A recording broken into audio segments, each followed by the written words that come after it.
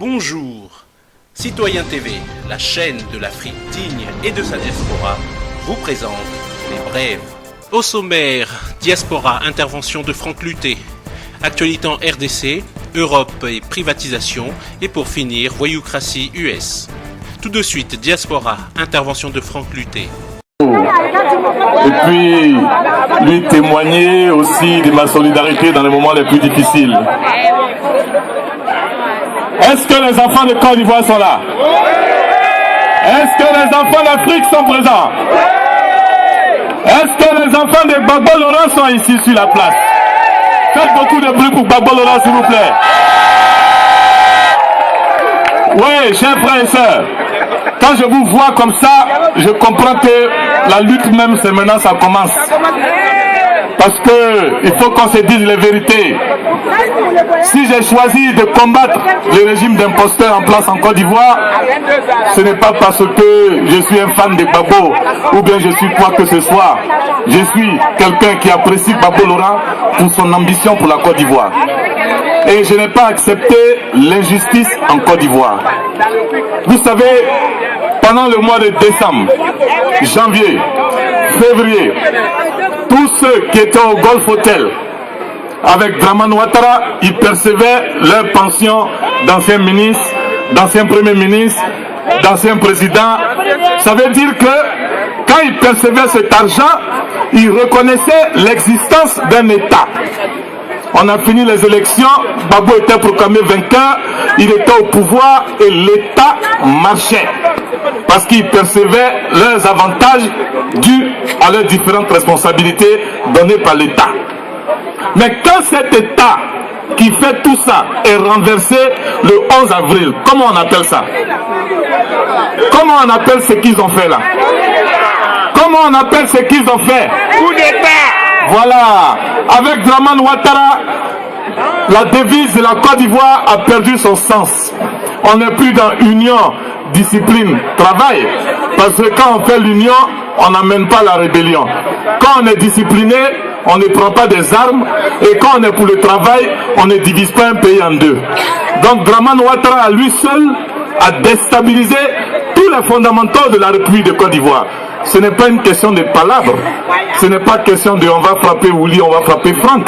C'est une question de la Côte d'Ivoire. Et personne ne pourra m'empêcher de dire que Dramane Ouattara n'est pas à sa place en Côte d'Ivoire. En Côte d'Ivoire, il y a eu des élections. Le vainqueur des élections, c'est Gbagbo Laurent. Ce n'est pas nous qui avons dit que Gbagbo Laurent a gagné les élections. Nous avons élu Gbagbo, le Conseil constitutionnel ivoirien l'a proclamé vainqueur. C'est la démarche de l'État de Côte d'Ivoire, ce n'est pas la démarche des Ivoiriens. C'est pour ça qu'il y a des langages qu'il ne faut pas avoir. Il ne faut pas dire j'appartiens au camp Gbagbo. Gbagbo était le chef de l'État et l'État n'est pas un camp. Le camp, c'est la rébellion. Vous êtes des Ivoiriens qui vous identifiez à la République. Vous n'êtes pas le camp Gbagbo Laurent pour une façon de nous stigmatiser et nous appeler des pros. Parce que quand on parle de pros, on parle des fanatiques. Nous ne sommes pas des pros Gbagbo, nous sommes des Ivoiriens qui nous identifions à la politique de Gbagbo Laurent et nous l'aimons comme homme. C'est notre guide. Ce n'est pas une question d'ethnie. Parce qu'il est bien de dire aux Ivoiriens, si vous voyez aujourd'hui que nos frères du Nord ont du mal à comprendre les réalités, ce n'est pas de leur faute. De 2003 jusqu'en 2010, ils ont installé une télévision à Boaké qu'ils appelaient TV Notre Patrie. Cette télévision émettait dans tout le Nord. Imaginez l'information qui était diffusée. Chaque jour, on montrait que Gbagbo Laurent tue les doulas à Bobo. Gbagbo Laurent tue les doulas à Gamé. Gbagbo Laurent ceci. Les gens n'aiment pas les doulas. Les gens ceci. Donc pendant 8 ans, on a formaté le cerveau des gens avec des images comme ça, des clichés pareils sur la Côte d'Ivoire. C'est pour ça que moi je n'aime pas Ouattara au pouvoir, parce qu'il n'a pas d'électorat en Côte d'Ivoire. Son électorat, ce sont les armes. S'il n'a pas d'armes, il n'a pas de pouvoir. Il faut diviser pour qu'il existe. C'est pour ça qu'il est là. C'est pour ça que les Ivoiriens doivent se réconcilier. Les Ivoiriens doivent se parler pour ne pas donner la chance à un imposteur de détruire la Côte d'Ivoire. Ne le suivez pas. Ceux qui suivent Ouattara savent d'où ils viennent. Ne le suivez pas. Je dis ça à mes frères du Nord. Ne le suivez pas parce que c'est un aventurier. En Côte d'Ivoire, Gbagbo Laurent a permis que la République ne s'écroule pas. Pendant 10 ans, il a tout garanti. On leur a même donné à eux des avantages. Mais à la fin, nous avons demandé une seule chose, c'était le désarmement. On n'a pas eu le désarmement, on nous a imposé des élections. Malgré ça, nous avons gagné les élections. Amen. Pour nous contraindre, ils ont pris des armes, ils ont enlevé le président, ils ont fait un coup d'État. Donc nous devons évacuer le contentieux de 2010 au lieu de parler des élections de 2015. On nous a dit que les élections de 2010 devaient ramener la paix en Côte d'Ivoire. On a conditionné la Côte d'Ivoire à une élection. On a fait l'élection, il y a eu plus de 10 000 morts. Mais à quoi correspond l'élection de 2015? C'est pour nous apporter quoi? Il faut déjà qu'on sache qu'est-ce que cette élection va apporter à la Côte d'Ivoire. Est-ce que nous allons à une élection pour faire plaisir à une communauté dite internationale, ou bien nous allons à une élection pour faire plaisir à un calendrier électoral, ou bien nous partons à une élection pour offrir à la Côte d'Ivoire une nouvelle orientation? Et si nous sommes pour une nouvelle orientation, nous ne sommes pas pour les élections, parce que les élections ont des conditions. La première des conditions, c'est la libération de Gbagbo Laurent. C'est lui qui a gagné les élections de 2010.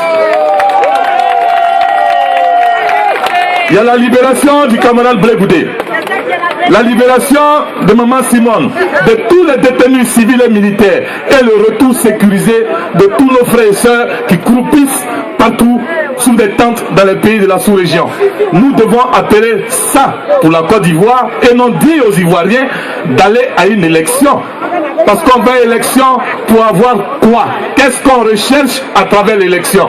Ce n'est pas que nous nous opposons à des élections, mais nous disons que les élections doivent offrir à la Côte d'Ivoire une nouvelle orientation. Nous savons d'où nous venons et nous savons où nous voulons partir pour ne pas retomber dans le même schéma de 2010. Les bandits sont encore armés. Il ne faut pas l'oublier. La Côte d'Ivoire appartient à des dozos, à des malfrats, à des microbes et j'en passe. On ne va pas à des élections comme ça. Tous nos amis sont en prison. On ne va pas aux élections comme ça. Gbagbo Laurent lui-même, qui est le père de la démocratie en Côte d'Ivoire, il est en détention. Mais on ne va pas à des élections sans avoir évacué le contentieux de 2010. Ils nous disent d'aller à la paix. Franck, il faut avancer. Mais on avance comment? S'il faut avancer, il faut libérer les autres. Là, on va avancer. Vous ne détenez pas les autres et vous me demandez à moi de venir qu'on avance. Je n'avance pas avec vous. Je serai dans les rues pour vous dénoncer. Je vous remercie. Tout de suite, actualité en RDC. Écho des partis politiques, environ 150 au cadre de la Ligue pour la défense des intérêts des citoyens.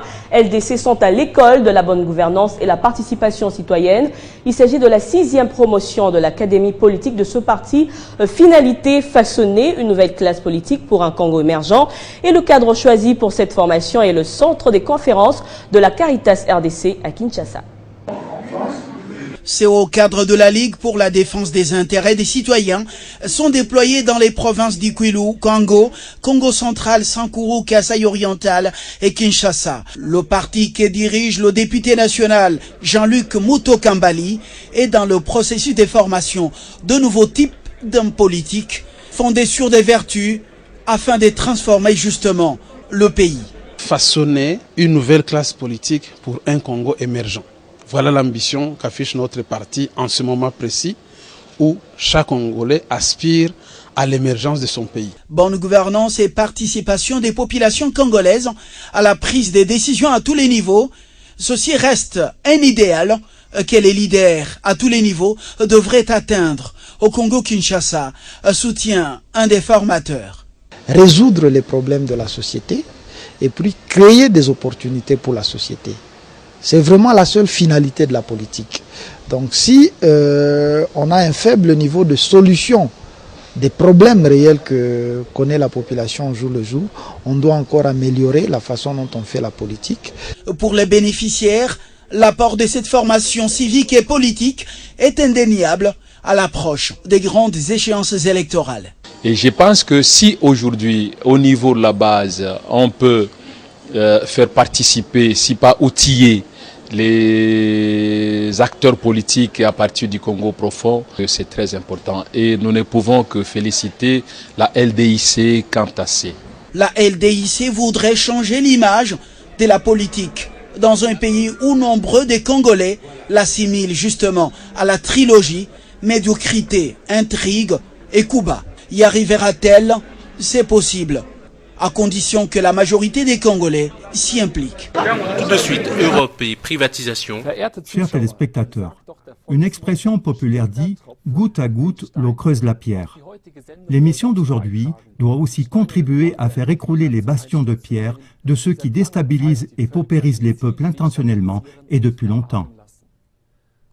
Un exemple actuel en Europe est la privatisation. Un vol de plusieurs milliards sur ordre de la Troïka.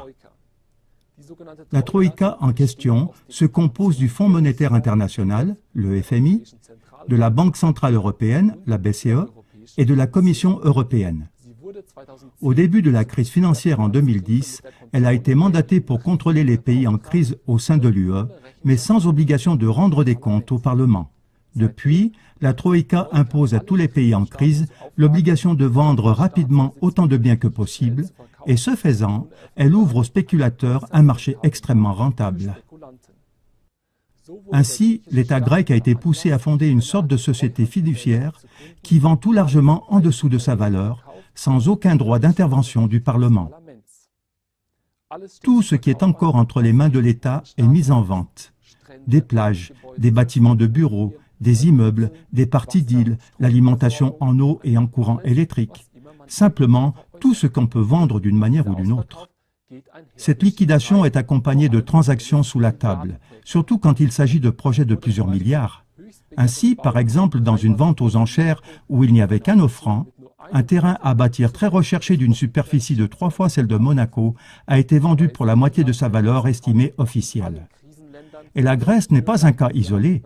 Dans tous les pays en crise, les citoyens perdent des milliards lors de la liquidation de biens publics qui en fait leur appartient à eux. La question se pose. Quel voleur fait croire au peuple qu'il cherche à assainir les finances publiques et liquide par derrière les biens publics?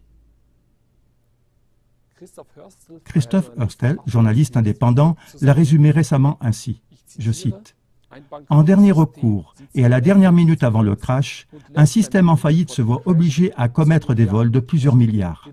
Mesdames et messieurs, restez à l'écoute de nos émissions.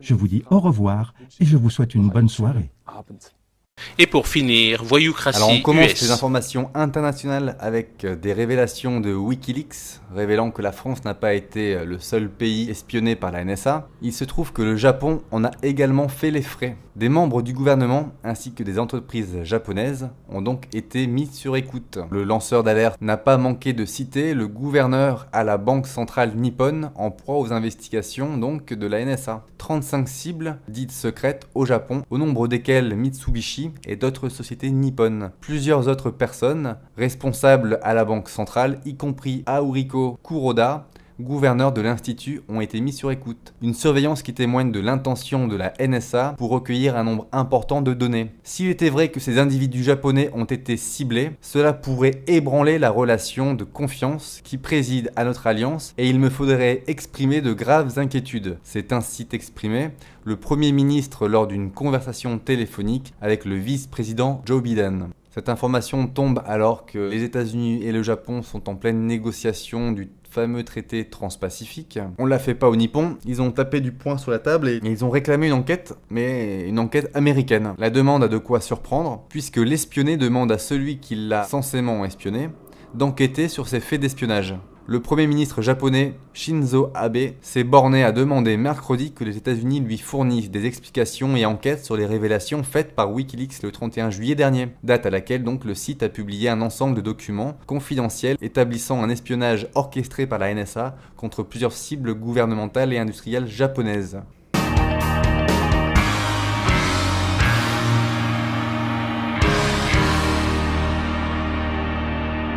Citoyen TV, la chaîne de l'Afrique digne et de sa diaspora, vous a présenté Les Brèves.